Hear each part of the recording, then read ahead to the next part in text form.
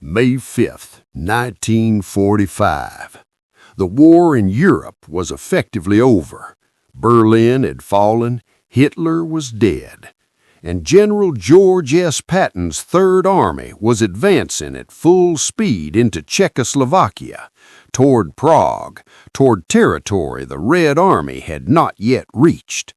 Then the order arrived, not from the Germans, not from the battlefield, from Supreme Headquarters Allied Expeditionary Force. Patton was ordered to stop.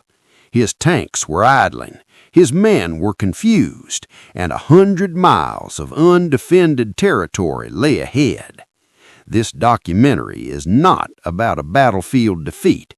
It is about a decision already made months earlier behind closed doors.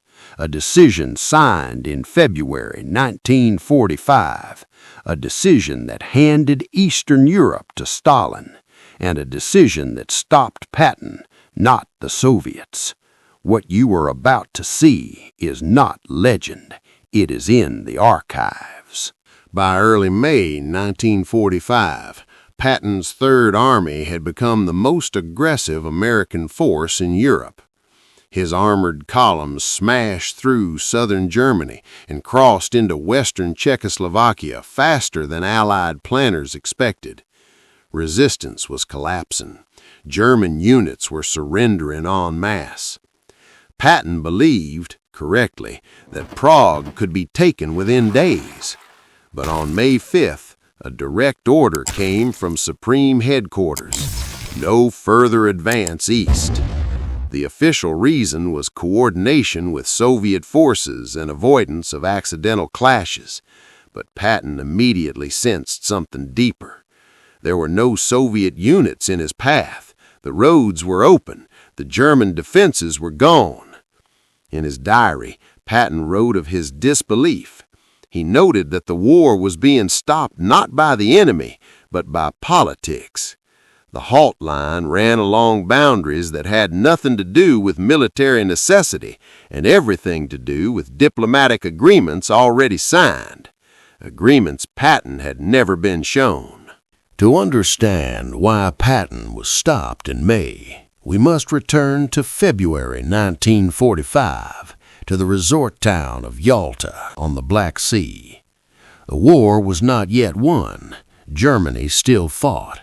Millions were dying, and yet the shape of post-war Europe was already being decided. Franklin D. Roosevelt arrived ill and exhausted. Stalin arrived confident, with the Red Army occupying most of Eastern Europe. Churchill arrived deeply worried, but outnumbered. At Yalta, Roosevelt made concessions he believed were necessary to keep Stalin in the war against Japan and to secure Soviet participation in the United Nations. What was agreed upon publicly was vague. What was agreed upon privately was decisive. Poland's future, Eastern Europe's governments, Soviet security zones. These understandings were classified. They were not debated in Congress. They were not disclosed to the American public. And critically, they were not shared with Vice President Harry Truman. The battlefield lines of May 1945 were already fixed in February. George S. Patton was no diplomat, but he was a student of history. As early as April 1945, Patton was writing privately that the Soviets were not allies of convenience, but future adversaries. He warned that once American armies stopped, the Red Army would never leave Eastern Europe. Patton's views were politically dangerous. In Washington and London, unity was the priority. The public narrative required that the alliance remain intact, at least until Japan was defeated. So Patton's warnings were dismissed as reckless. His outspokenness became a liability. Yet events would prove him right. When Roosevelt died on April 12, 1945, Harry Truman inherited not just the presidency, but agreements already signed, sealed, and implemented. Truman would later discover the full scoop of Yalta only after taking office. By then, the halt order was irreversible. Patton's tanks would remain still, and the Cold War would begin, not with gunfire, but with silence. As Patton's Third Army halted in western Czechoslovakia, the city of Prague was already in revolt. Czech resistance fighters rose against German occupation, broadcasting desperate pleas for Allied help. Barricades went up. Civilians fought with whatever weapons they could find. American forces were less than 100 miles away. Patton knew this. His commanders knew this. His reconnaissance units could hear the fighting on the radio. Yet the order did not change. Supreme Headquarters insisted that Prague lay within the Soviet operational zone. American forces were instructed to remain west of the agreed line, despite having the capability to reach the city first. On May 9th, Soviet troops entered Prague after days of street fighting that cost thousands of civilian lives. To the people on the ground, the distinction between liberation zones meant little. What mattered was who arrived first and under whose authority the city would fall. Prague would not be liberated by Americans. It would be inherited by Stalin. The decision had been made long before the first barricade was raised. The halt that stopped Patton was not improvised. It followed precise demarcation lines drawn months earlier. Lines that mirrored Soviet occupation claims agreed upon at Yalta. These boundaries had no tactical logic. They ignored terrain, supply routes, and enemy disposition. Instead, they reflected political assurances given to Stalin that Soviet forces would dominate Eastern Europe after the war. American commanders in the field questioned the logic privately, but orders were explicit: avoid any action that could be interpreted as challenging Soviet claims. This was not coordination, it was compliance. Patton understood that once Soviet troops occupied a territory, they would control its government, its police, and its future. His diaries describe the Red Army not as liberators, but as occupiers in waiting. Yet from Washington the priority was stability. Roosevelt had believed that cooperation with Stalin could be preserved if American forces respected the agreed boundaries. Those lines on the map would soon become the Iron Curtain. When Harry S. Truman became president on April 12, 1945, he was unprepared for the scale of what he inherited. Truman had not attended Yalta. He had not been briefed on its private understandings. According to records from the Truman Presidential Library, he learned the full extent of Roosevelt's commitments to Stalin only after taking office. By then, Soviet forces already controlled Poland, Romania, Bulgaria, and most of Hungary. American leverage was minimal. Truman was stunned. He would later write that he felt blindsided, that decisions affecting millions had been made without his knowledge and without public accountability. But agreements between heads of state do not vanish with the death of a president. They bind successors, regardless of consent. Truman could protest, he could negotiate, but he could not undo Yalta. Patton's halt was now policy, not error. Winston Churchill had seen this coming. At Yalta, he argued repeatedly that Soviet occupation would not mean freedom for Eastern Europe. In his later memoir, Triumph and Tragedy, Churchill described Yalta as a bargain struck under duress, one Britain could not prevent and America chose to accept. By the summer of 1945, Churchill went further. British planners drafted Operation Unthinkable, a contingency study examining the possibility of a future war against the Soviet Union should Stalin refuse to withdraw. The plan was never executed. Britain lacked the manpower. America lacked the political will. The alliance that defeated Hitler was already fracturing. Patton, Churchill, and others had warned that the war's end would not bring peace, only a pause before a new confrontation. They were ignored. Eastern Europe would remain under Soviet control for the next 45 years. To understand why the halt lines mattered, one must understand Stalin's strategy long before American tanks reached Czechoslovakia. Declassified Soviet records, analyzed decades later, show that Stalin never viewed Eastern Europe as territory to be liberated and left behind. He viewed it as a security buffer, a permanent zone of control between Russia and the West. Where the Red Army advanced, political officers followed. Local governments were reshaped. Opposition leaders were removed. Police forces were reorganized under Soviet supervision. This was not improvisation, it was doctrine. At Yalta, Stalin demanded recognition of friendly governments in Eastern Europe. Roosevelt focused on ending the war and securing Soviet help against Japan, accepted language vague enough to conceal its meaning, but clear enough for Stalin to exploit. By May 1945, the Red Army's battlefield position matched Stalin's political ambitions exactly. Patton's advance threatened to disrupt that symmetry. That is why it had to stop. After the halt, Patton became increasingly outspoken. In letters and diary entries, he warned that the United States had fought the wrong enemy last. He argued that the Soviets would dominate Eastern Europe through force and fear, not elections. These statements were explosive. The war was barely over. The alliance narrative was still essential. Public acknowledgement that Europe had been divided by secret agreement would have been politically disastrous. Patton's views were not debated. They were contained. He was removed as military governor of Bavaria. His role was reduced. Press access was restricted.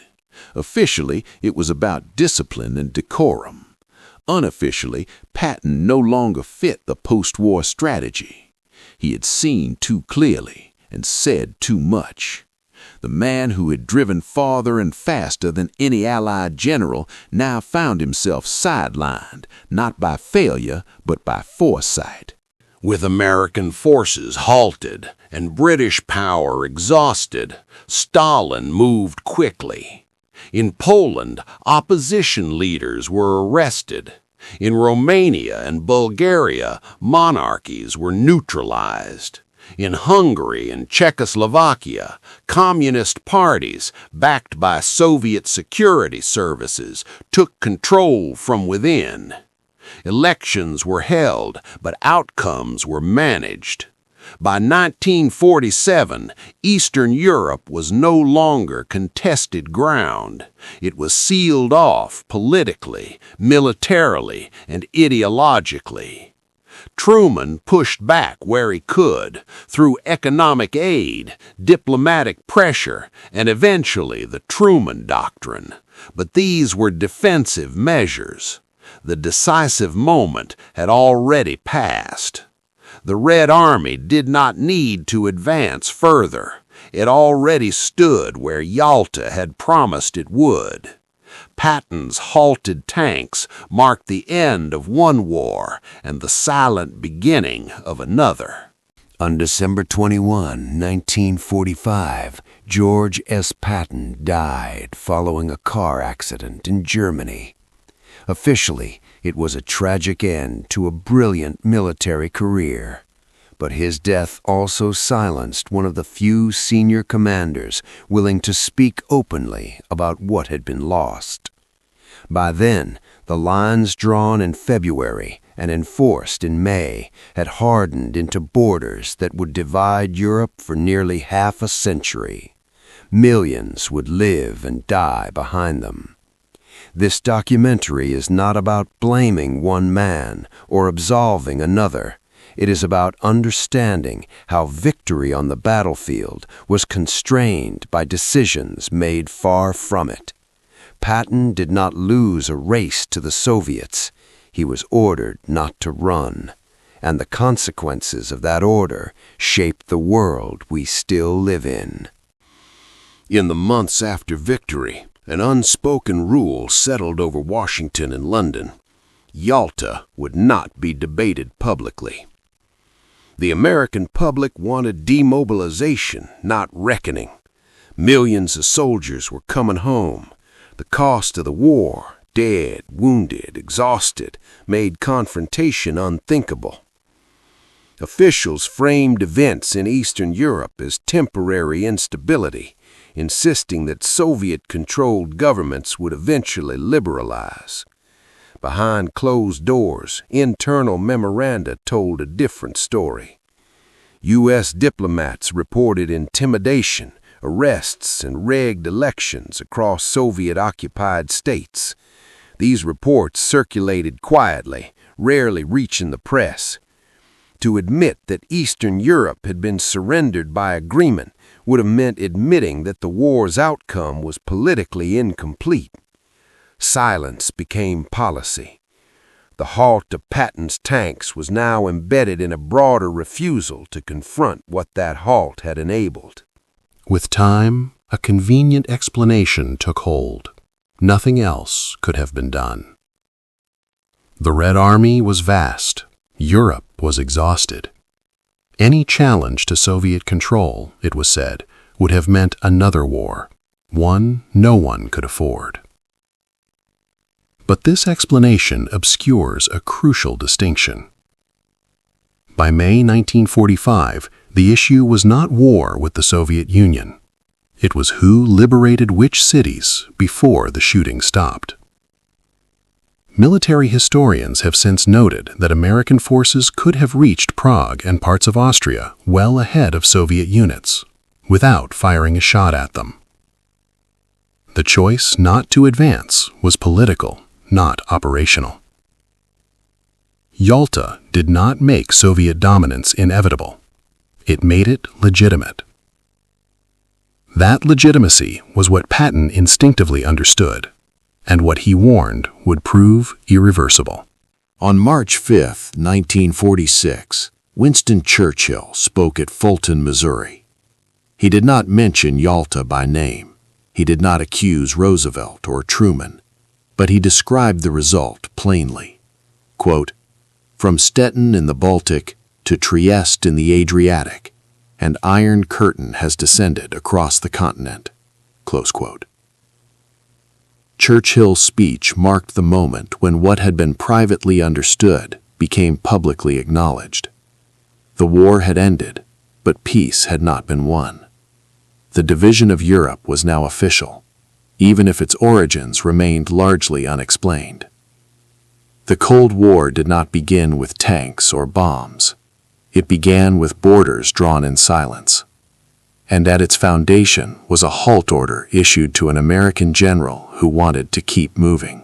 Decades later, when Eastern Europe finally broke free, historians returned to the documents, Yalta transcripts, Soviet archives, Patton's diaries, Truman's papers. The question was no longer emotional, it was analytical. Did Roosevelt have better options? Did wartime necessity justify peacetime domination? Could a different decision in May 1945 have changed millions of lives? There are no simple answers, but one fact remains uncontested. Patton did not stop because he was defeated. He stopped because the war's political outcome had already been negotiated. And in that moment, when American tanks stood still, the future of Europe was sealed. Franklin D. Roosevelt did not enter Yalta naively. He entered it calculating. By late 1944, American planners faced two realities. The Red Army was bearing the brunt of the fighting in Europe, and Japan remained undefeated. Roosevelt believed that continued cooperation with Stalin was essential, both to shorten the war and to prevent another global conflict afterward. Roosevelt also believed he could manage Stalin personally. He trusted that economic aid, international institutions, and personal diplomacy would moderate Soviet behavior. He dismissed British warnings as imperial anxiety and believed that post-war cooperation would restrain old rivalries.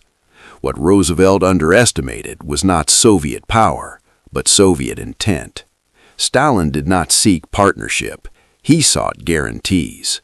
Yalta provided those guarantees in writing. Roosevelt's gamble was not irrational, but it was irreversible. Stalin negotiated from strength. The Red Army occupied the territory in question. Soviet losses, measured in the tens of millions, gave him moral leverage.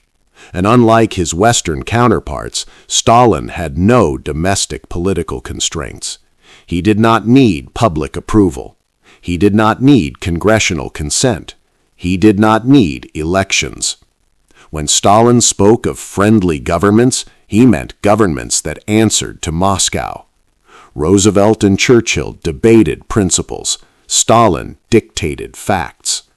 Once Soviet troops entered a capital, the outcome was decided. Yalta did not create Soviet control, but it recognized it, transforming occupation into legitimacy. From Stalin's perspective, Patton's halted tanks confirmed success. The agreement held, the West complied, and the buffer zone was secured. Many later argued that without America, Europe would have fallen entirely, either to Hitler or Stalin. This is true.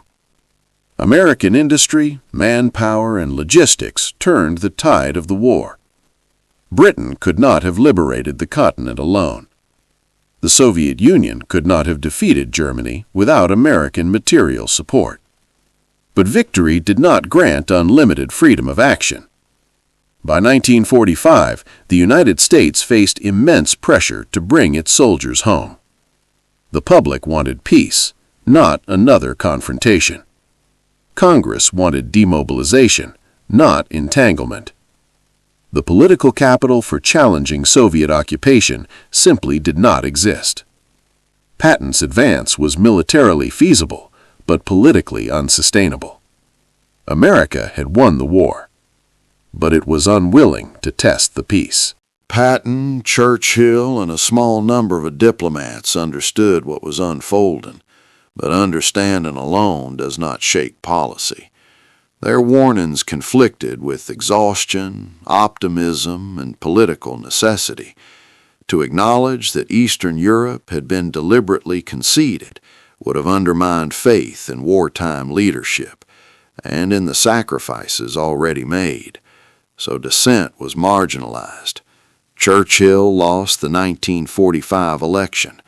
Patton lost influence, and the alliance narrative remained intact.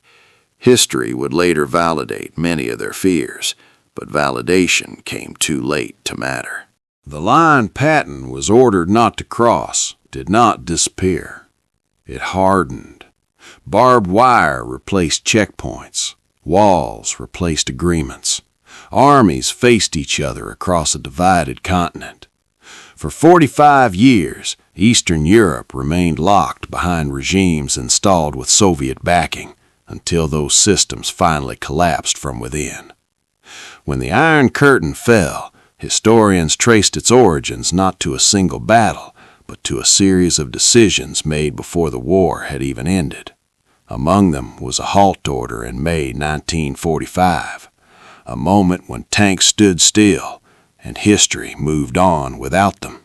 When historians return to May 1945, they often focus on what did not happen.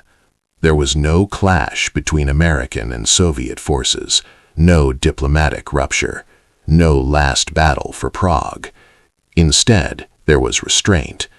Patton's Third Army remained in place. Soviet forces advanced into the vacuum. Supreme Headquarters confirmed compliance with previously agreed lines.